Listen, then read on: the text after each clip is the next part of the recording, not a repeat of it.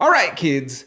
I wanted to give you a behind-the-scenes peek at what my episode making process looks like. However, this last week I felt like my morning routine isn't up to par. So, before I continue, I'm going to review with you what I might be doing wrong. See, I don't wake up in the wee hours of the morning and get out of bed. Not both. And when I'm no longer sleeping, there's kohl in the corners of my eyes, a sleep print on my face, and some of my features look swollen. No matter, because I don't turn a camera on and record myself at that point anyways. Can't go out to a balcony anymore because we don't have one after the move. Even if we did, it would take me less than a full minute to cross the threshold to get out there and do 3 push-ups and drop it low. And I'm certain that my viewers and subscribers will stop me from pouring a bottle like this. No one does it that way. And y'all know how I am. Y'all wouldn't let me rub a banana peel on my face before playing basketball while the actor I paid to be there had watermelon readily available.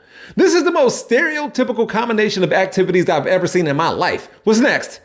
Break dancing, then downing a bottle of fried chicken flavored sparkling water? So, sorry. You will remain in the front of the scenes, or whatever the opposite of behind the scenes is. I'm still working on my morning routine for days when I produce stuff like what you're seeing now. Good thing Duolingo has inspired me on how to get ready the last few days. I'm prepared to talk about language, communication, and how to deal with people who correct others' grammar.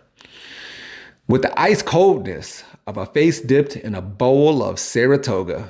Yeah, it was 12:15, exact. If I'm not mistaken, it was 12. Now you see something? Now you see now, you done fucked up, you know that, don't you? I See what I'm saying? I thought... No, so, you know what I'm saying? That you done fucked up now, you know that, don't you? Say it. Go on ahead and tell me there was incorrect grammar in that clip. I dare you. I'm setting traps for grammar Nazis. I want my scalps. I'll get back to them later, but you should know that I plan on correcting correctors. I got the idea from comedian Alex Falcone, except I'm gonna use Black English when doing it. Let somebody tell me to pronounce words how they're spelled. And it's like, Son of a bitch! You done messed up, Aaron! that's the perfective done, or preverbal done, which is a verbal marker used in sentences like you just saw and heard. Done, used the way that the substitute teacher used it, is combined with the verb messed up to communicate and to emphasize the idea that the action described, Aaron, is about to be ended. I think. I might need some help with this. It also communicates surprise. I mean, Aaron wasn't sick, dead, or mute, so what was the problem? Perfective done is a characteristic feature of African American vernacular English, as has been documented since at least the 1970s, according to Yale University. It is also used by speakers who are not Black, especially in the Deep South. Although you likely won't learn about it in English class, perfective done is grammatical. It follows specific patterns and rules, and it has a particular function in this language variety. Now, I recently made a video about another feature of AAVE, or Black English, the habitual be, and how my city be talking better than yours. And before I continue, here's how sophisticated and distinguished we sound to me. I was thinking about it. I feel like my accent's gonna come back when we land in Ohio. Wait, what do you mean, like, your accent, like, is it Southern, or? Oh, no, an Ohio accent. Like a classic. That's not a thing. Yeah, the classics. Come on, the classic, stereotypical Ohio accent. Well, we're finally here in Ohio. Oh, yes. This is the Ohio accent I was talking about. Anyways, when explaining again how ask and ax came from the same place at the same time, thereby making both acceptable, I'll let me from the future decide on if we're going to share the name of this dude's channel along with his profile picture, jumped in my comments with a leap that surely lasted less than 4 minutes in the air to say, everyone who be saying ax needs to ask a dictionary. Come on, man. ASK. Well, I told him that I watched his YouTube video about DNA results and noticed how he mispronounced the word to, a 2-letter word, and said tuh instead, along with making our, a 3-letter word, sound like are.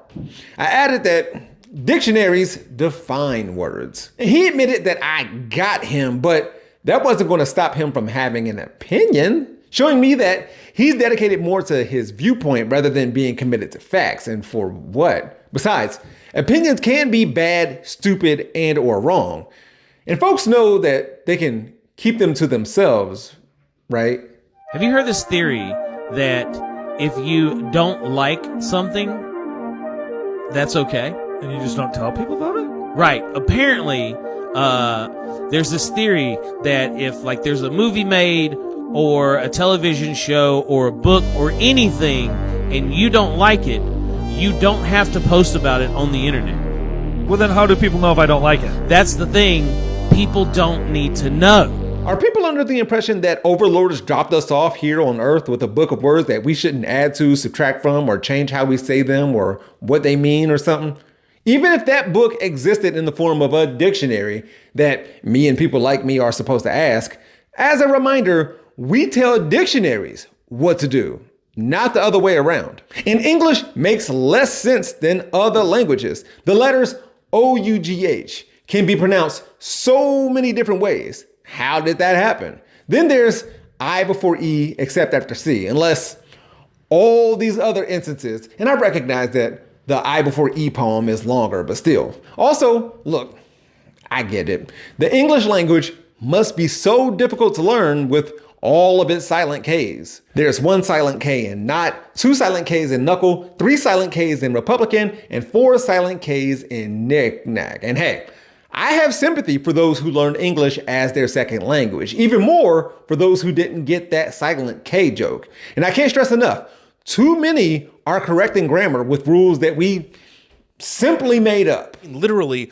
a guy just made up a lot of the rules you learned in school. Like the idea that you shouldn't split infinitives that was really driven into our parents' heads. Turns out it just came about from a guy in the 1800s who wrote a book where he was like, I don't like this. That's it. It had existed in English basically forever, but the idea that we all had to stop came from one cranky pants with a terrible hairline. That man was Henry Alford, an Englishman who lived and died in the 19th century and wrote A Plea for the Queen's English, Straight Notes on Speaking and Spelling in 1864.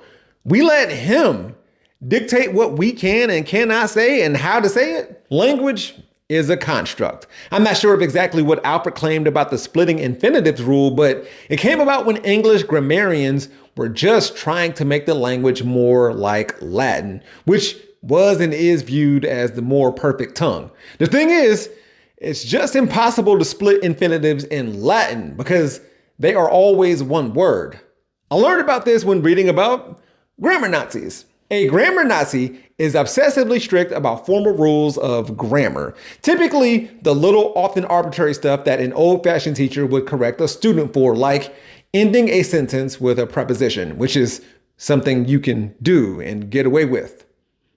I just did. Yes, English has now been made the official language of the US, and only people who confuse transgenic for transgender would celebrate that. Or the people who say hooray for America eliminating the Department of Education when they don't know the difference between there, and there. Or liberals who may be missing the point as usual. Really, AAVE, just like patois créole or pidgin, was revolutionary in nature in that it birthed a form of communication that the oppressors couldn't understand, all while connecting Black communities together. And yet, even while AAVE was and is misunderstood, it's still being exploited, which was the point of my YouTube video this comment was pulled from. So, who would be considered a grammar Nazi? Researchers from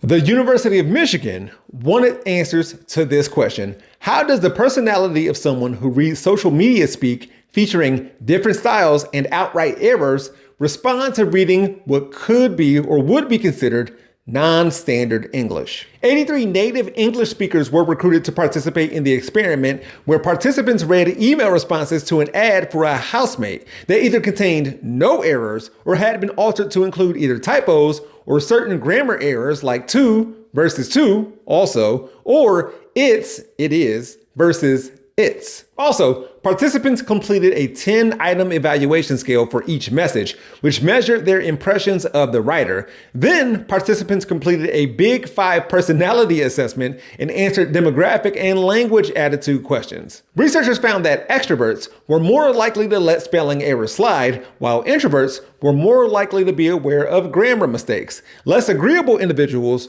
were more sensitive to grammar errors, and people who were more conscientious and less open were also more likely to be sensitive to typos. I'm not against language rules. They're there for a reason, but they're heavy-handed against black folks. As long as a large enough group of people can understand what an individual is communicating, then there's really no big deal. I can see how being decently strict with formal reading and writing are more important to focus on because you may not be able to ask for an explanation. And beyond understanding slang, accents, cadence, and so on, when talking, you can simply seek clarification. I want some answers. Hey man, me and guy just down here checking out some fly rides and macking some holes and chilling. Imagine that. It's like a G-dog on a fly tip, flossing with the pussy, cutting in the crib. What the fuck does that mean? Not knowing or understanding someone else's language or dialect is one thing. Not liking it is a you thing. Correcting someone else's grammar based on standard American English is weird and wrong when they're speaking one of many other kinds of English. Middle America has adopted and applied words, phrases, and figures of speech from AAVE. How we speak and what we speak has changed over time. Language evolves. See a plea for the Queen's English, stray notes on speaking and spelling. And feel free to talk like that today. Then read about the etymological fallacy. A word doesn't need to mean or sound like forever what it meant in early English or Greek or Latin. If that were the case, then my dude from earlier would accept axe. And his issue can't be about pronouncing small or short words wrong. As you've already seen, he and others like him do that all the time without even knowing. Oh, and I just checked to see if Homie's content that I watched before was still up, and it isn't. But he uploaded another video where he's talking deliberately slower. Also, it's important to point out that only 2/3 of the eligible voting population vote in any given election, including this past one. There are more of us than there are of them.